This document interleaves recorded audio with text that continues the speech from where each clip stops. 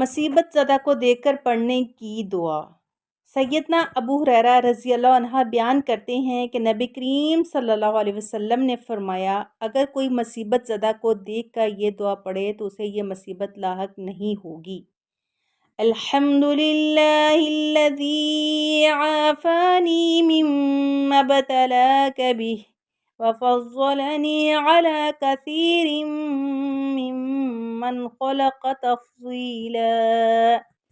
الحمدللہ الذی عافانی مما ابتلاک بہ وفضلنی علی کثیر ممن خلق تفضیلا۔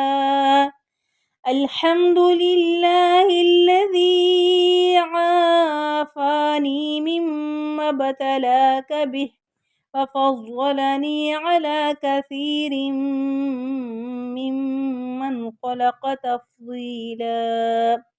ساری تعریف اس اللہ کے لیے ہے جس نے مجھے اس بیماری سے نجات دلائی جس میں تو مبتلا ہے، اور اپنی کثیر مخلوق پر مجھے فضیلت دی۔